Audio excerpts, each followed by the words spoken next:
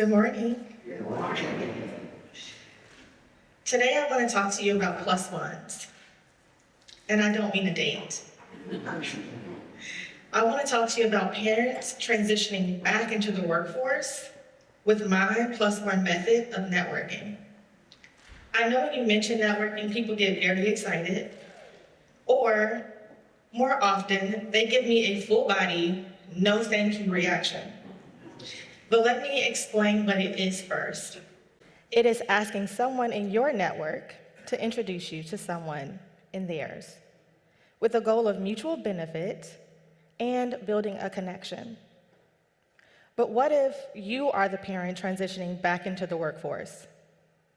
That changes the nature of the plus one method. Our perspective and what we desire out of employment can change, right along with our community. So how do you navigate the plus one method if you are starting with just you? Well, we are going to start by writing two lists. Our first list are going to be the qualities that we want out of employment. This could be flexibility, the hours that you want to work, or even the type of tasks that are assigned to you. Our second list are going to be full of skills. Now, these skills could be conflict management, calendar management, and if you have a child that is school age like me, you get to manage various forms of communication. Now, after our list, we're going to move on to some internal work. And while introspection does not sound exciting, it is integral to the process. After all, you are the only expert on you, and that is regardless of whatever career assessment you take will say, and I would know because I think that I've honestly taken about all of them. Now, outside of being the world's best parent, let's walk through our day. What brings you excitement or joy? Better yet, what sparks fear? Not the type of fear where something's going to jump out at you, but the type that challenges you to step outside of your comfort zone in order to achieve something incredible. One practice I like to use is to think if my son had a goal, but maybe he was nervous or fearful about how difficult it would be. Would I encourage him to play it safe? Or would I encourage him to go for his goal, regardless of how difficult it may be? 10 times out of 10, it is the latter. And I know for a fact that every parent here would do the same. And then we would turn to world-renowned professors, better known as Google and YouTube, and we would figure out a way to make it happen for them. So let's encourage ourselves in the same way that we would encourage our children. I read somewhere once that you can start towards your dream, even if it takes 10 years, or let 10 years pass you by with no meaningful change. And that one statement, it shifted how I viewed time. Did I want 10 years of the status quo, or did I want 10 years of growth, of changes and challenges that I had overcome? I had a choice to make.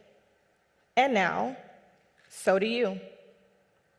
So now that we have all of the information we need to set clear goals on the type of network we want to build, while keeping in mind that networking should be reciprocal, we are ready to network.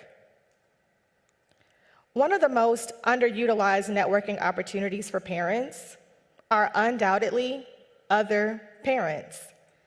If your schedule allows, attend a PTA meeting, a parents' night out, or even a sporting event. And if you find someone there that is genuinely interesting, set up a time for coffee or lunch. I personally like to set a goal of how many parents that I will engage in at least a 10-minute conversation prior to my arrival. This helps me to be less anxious and not feel so overwhelmed. Of course, we can't talk about networking, and leave out LinkedIn, specifically the connection request.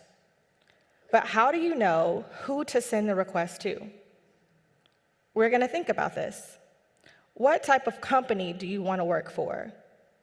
What tasks seem exciting to you? Or what role is very interesting? We're going to find one person in each of these categories and send a request. Now, the goal is to move these online relationships to in-person.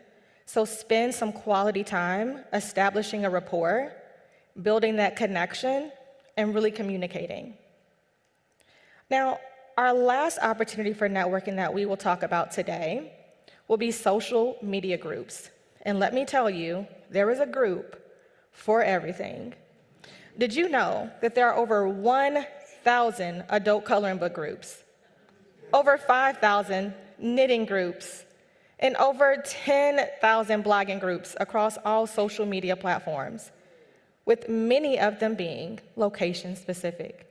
It is okay, and I encourage you to be creative when building your network, because I sure am. You've heard me mention genuine a couple of times during our time together, and here's why. It is very difficult to keep a connection going when you are only concerned about what someone can do for you. The cornerstone of networking is building a solid connection and being of service to other people. When those are missing, the conversations are unfulfilling and come across as inauthentic.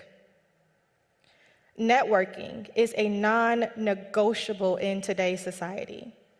According to LinkedIn, 70% of jobs are filled based on networking alone. Plainly speaking, there is a hidden job market that will be very difficult for you to tap into if you don't establish proper networking strategies. Now, I know that there's at least one introvert in the room who is thinking to themselves, this networking thing, this sounds like my own personal nightmare. And I have a secret for you. I am also an introvert. I thrive in my wearable blanket, sipping hot tea, and reading a book. There is truly nothing like it. But ironically, every single position that I have held has required me to network constantly and consistently. Social anxiety expert Arlen Kunzig wrote an article in which she describes how introvertedness and shyness are often confused for one another. While shyness has a fear of negative evaluation and is closely related to social anxiety, introverts tend to become overstimulated in social situations and need time alone to recharge. So I encourage you to determine if you are shy or introverted, and let that help guide you in the way that you navigate networking situations. Oftentimes, we have to do things that are uncomfortable in order for us to reach our goals. And I don't say that dismissively. Remember, I too am an introvert. I understand how difficult it can be to start a conversation while thinking to yourself, this will be so awkward. And it might be, at least the first few times. But then you will get the hang of it. You will meet your people, and like me, you will build your network one by one. My challenge for you today is to implement my +1 method of networking by having a conversation with at least one person here, just one.